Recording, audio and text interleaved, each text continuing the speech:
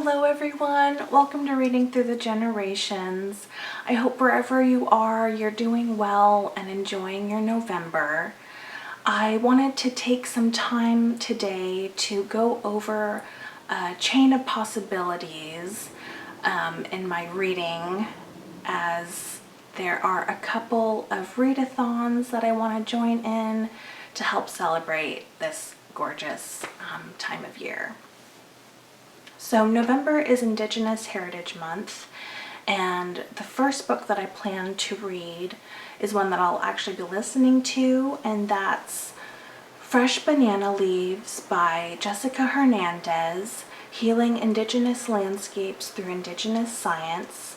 And this is the book Naturalists book club pick for this month. And there are two more Indigenous Voices books that I'm waiting for my hold to come in from the library, and that's hashtag Not Your Princess, Voices of Native American Women, edited by Lisa Charlie Boy and Mary Beth Leatherdale, and then In My Own Moccasins, A Memoir of Resilience by Helen Knott. And perhaps the most famous readathon that's happening this month is Nonfiction November, hosted by Book Olive, and this year she has come up with 4 very broad prompts that are open to interpretation. The first prompt being code, and I have 2 that I want to talk about. So this one's going to be a reread. This is How to Be a Good Creature by C. Montgomery, illustrated by Rebecca Green. I hope you can see that. Let me find some more illustrations.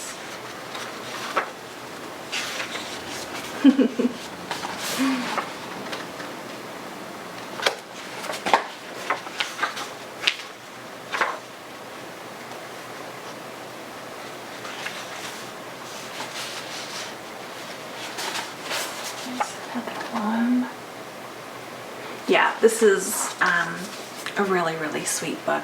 It's, yeah, one of my all-time favorite books. Then there is another memoir, Necessary Trouble by Drew Gilpin Faust, Growing Up at Mid-Century. And this one says, to grow up in the 1950s was to enter a world of polarized national alliances, nuclear threat, and destabilized social hierarchies. 2 world wars and the depression that connected them had unleashed a torrent of expectations and dissatisfactions, not only in global affairs, but in American society and Americans' lives. A privileged white girl in conservative, segregated Virginia was expected to adopt a willful blindness to the inequities of race and the constraints of gender. For Drew Gilpin, the acceptance of both female subordination and racial hierarchy proved intolerable and galvanizing. Urged to become well-adjusted and to fill the role of a poised young lady that her upbringing imposed, she found resistance was necessary for her survival. During the 1960s, through her love of learning and her active engagement in the civil rights, student, and anti-war movements, Drew forged a path of her own, one that would eventually lead her to become a historian of the very conflicts that were instrumental in shaping the world she grew up in. So I think this is going to be, I'm hoping to get to this one, as I think it's very, very much still relevant to what's happening across the U.S. today and across the whole world.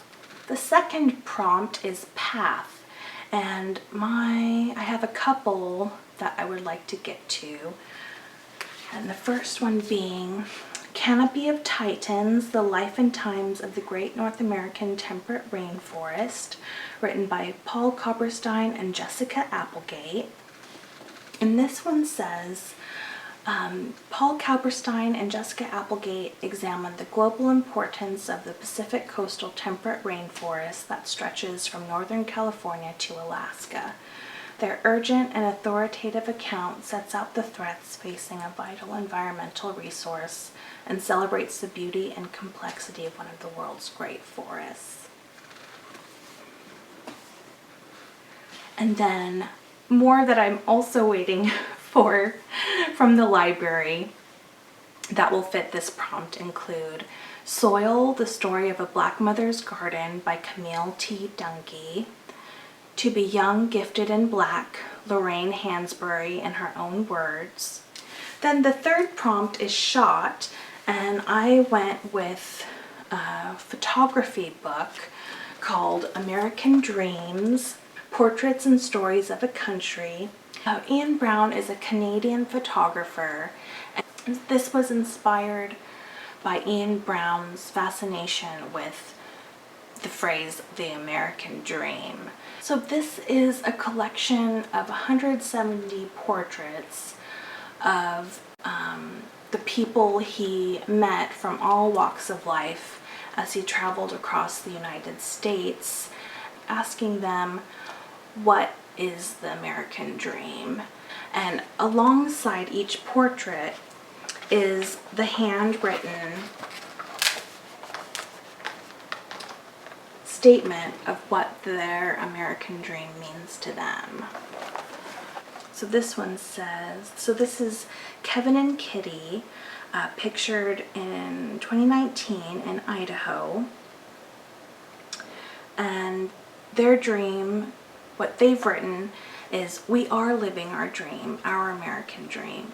We choose to be happy without making our lives about how much money we make. We base our success on our children and our relationship with them. We care about our Mother Earth. It is important to us to leave the smallest footprint behind in all that we do. We don't know if it is possible to leave this world in better shape than it was when we arrived, but we sure can try. Freedom is the American dream. Miss Kitty and the Idaho. I don't know what that says. Oh, it says Miss Kitty and the Idaho Hillbilly. I want to read another one. So here's a photograph, the letter. Okay, and it says, this is Keandra, photographed in 2018 in Louisiana. Keandra became paralyzed after her boyfriend at the time intentionally drove their car into a tree. She lives with her mom, sister, and 2 daughters who are also pictured. And it says, what does the American dream mean to me? To some it means financial success. To others it means freedom of expression, while others dream to practice their religion without fear. The American dream is a complex concept providing Americans with the hope of a better life. However, the American dream for any person and for any epoch has always been based on the following pillars: freedom, equality, control over one's destiny, and an incessant pursuit of one's dream. The American dream is based on the idea that my person, no matter what they are, can become successful in life by his or her hard work. The dream also embodies the idea of a self-sufficient person. I want my kids to live a better life than I did. The American dream is still alive out there, and hard work will get you there. The ideal society for America is a society which different people can live together in harmony. Equality, despite differences, is a very desirable thing. History has shown that by accepting the differences and acknowledgement of others can lead to prosperity. I think that's beautiful. The final prompt for Nonfiction November is join.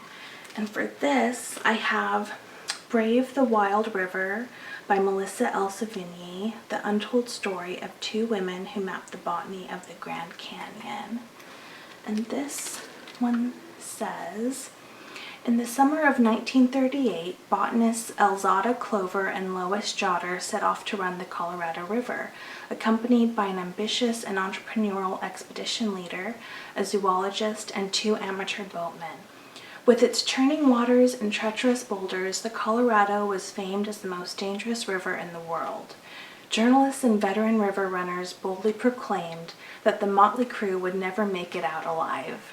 But for Clover and Jotter, the expedition held a tantalizing appeal. No one had yet surveyed the plant life of the Grand Canyon, and they were determined to be the first. So I think this will be a fun adventure. And then I also have to include some children's books that I plan to read with my nieces. And for Indigenous History Month, I have Raven, A Trickster Tale from the Pacific Northwest, written and illustrated by Gerald McDermott. So this one says, "There was no light in the world. People lived in darkness. Then Raven came." Raven, the trickster, wants to give people the gift of light, but can he sneak into the house of the Sky Chief and find out where light is hidden? It seems impossible, but if anyone can find a way to bring light to the world, wise and clever Raven can. And then I have In the Footsteps of Crazy Horse, written by Joseph Marshall III. This combines nonfiction and fiction. And it says, Joseph Marshall III chronicles the many heroic deeds of Crazy Horse, especially his taking up arms against the U.S. government.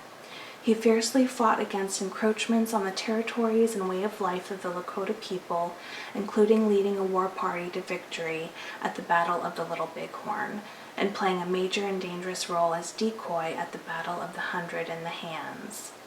With Sitting Bull, Crazy Horse was the last of the Lakota to surrender his people to the U.S. Army. Through his grandfather's tales about the famous warrior, Jimmy learns about his Lakota heritage and ultimately himself. And then I have 3 nonfiction picture books. Humongous Fungus, The Weird and Wonderful Kingdom of Fungi, written by Lynn Body, illustrated by Wenjia Tang.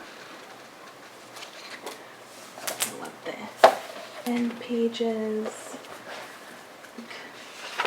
This is going to be a real fun one to read with them.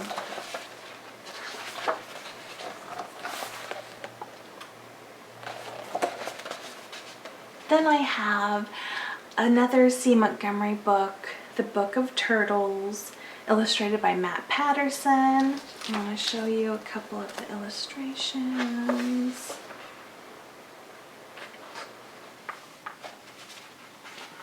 Here's some of the anatomy.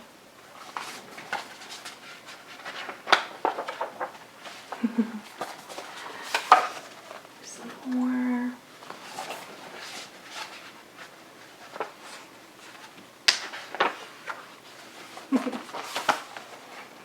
Yeah, cute. Then I have The Mildenhall Treasure, written by Roald Dahl, illustrated by Ralph Steadman. And this tells the true story of, there's another one of him plowing his field,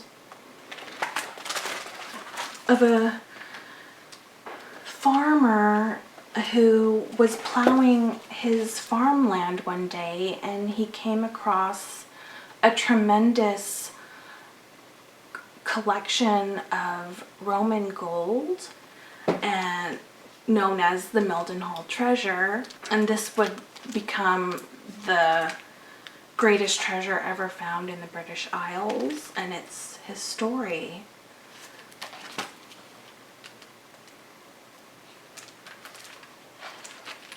Yeah, let me show you another one of Stedman's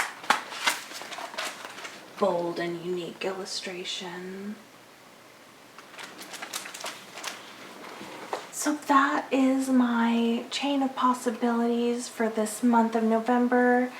Please let me know if you're going to be participating in any of these readathons and what you plan to read.